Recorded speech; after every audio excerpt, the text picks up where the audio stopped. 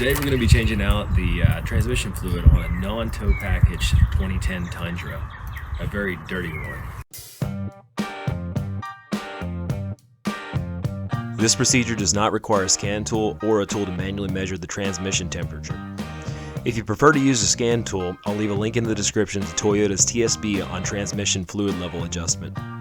Okay, we're gonna go over our equipment list. You need a transfer pump, shop rags, nitrile gloves, 24mm socket, 14mm socket, 5mm Allen, screwdriver or pry bar, 3/8 inch long extension, 3/8 inch drive ratchet, 3/8 inch drive torque wrench. We'll be setting it to both 15 foot-pounds of torque and also 29 foot-pounds of torque. You need a jumper wire anywhere from 16 to 22 gauge. It does not have to have connectorized pins like I show here. You'll also need a household scale. This will be used to measure the quantity of oil which we drain out. The other option is to capture the oil and measure its volume. And of course, you need a drain pan. Additionally, you'll need these crush washers and an O-ring. All right, the first thing we're gonna do is start this puppy up. We're gonna cycle it through all the transmission gears. We're going to run it around just a little bit to try and pick up any of that settled contamination that is in the transmission fluid. We're going to jump on the highway here real quick, make sure it goes through all the gears, but we don't want to get the oil so hot that it burns our hands. To avoid waste and ensure we do not underfill the transmission, we need to know how much fluid we drain. To do this, we'll be measuring the weight of our drained fluid and figure its volume. Here are the variables, density of transmission fluid, and the equations used to find our volume. We start by finding the initial or tare weight of our drain pan and record that value. All right, starting from the driver's side, line your drain pan and get ready to drain.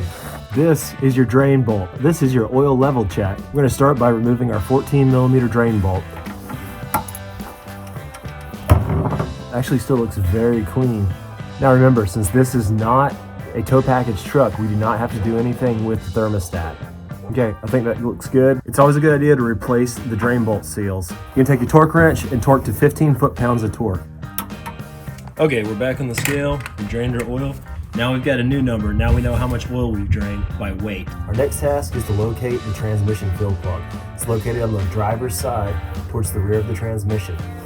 The fill plug is very difficult to see, but if you follow your drain plug and go over to the driver's side of the vehicle, it's located right here on the side. I'm touching it with my finger at the moment. If you're like me and you have a four-wheel drive vehicle, access is quite limited, so it's ideal to have a short 24mm socket along with your ratchet.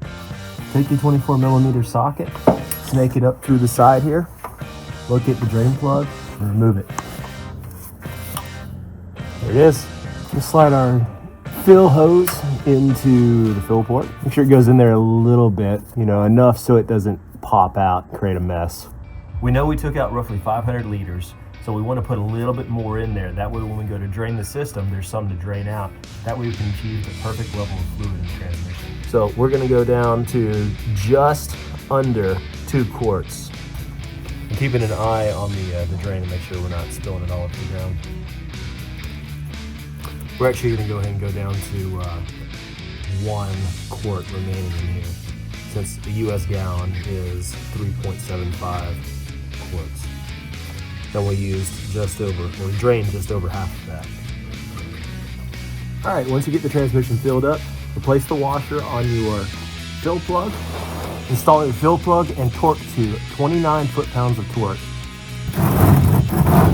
We're going to pull our drain pan back into place. Now you want to get your 5mm hex head with an extension, but we're not going to pull the oil fill plug out yet. We'll do that in a bit. But you want this extension on here, that way you don't run the risk of burning your wrist or your hand on the catalytic converter. Next thing we're going to do is take our jumper wire and install it into the OBD2 port. When looking at your OBD2 port, the narrow side of the connector should be facing up. Now on the top row, the first end of your jumper is going to go into the 4th pin counting from the left. The other end of your jumper is going to go on the 2nd row, 5th pin, counting from the left. 1, 2, 3, 4, 5. Okay, now that we've got the excess fluid filled up into the transmission, we now have to put it into fluid check mode. You'll turn your truck on. You'll notice that all of your lights are flashing. That means you've connected the correct OBD2 ports. Next step will be to put your foot on the brake and start your vehicle. Make sure you don't accidentally knock out your jumper wire. You're going to cycle through all your gears. Next, shift back and forth between neutral and drive until both the drive light and the neutral light are illuminated. At this point, put your vehicle back into park and remove the jumper wire. Once your drive light illuminates again, your transmission fluid temperature is at the correct temperature and you are ready to perform the fluid level adjustment. However, if your drive light begins to flash, your transmission fluid is too hot to perform the procedure. If this occurs, you'll need to shut the vehicle off, allow it to cool down, and restart the procedure. Next, climb under your truck and remove the fluid adjustment drain bolt. Allow the fluid to drain until only a slight trickle is present. Reinstall your drain bolt with a new crush washer and torque to 15 foot-pounds of torque.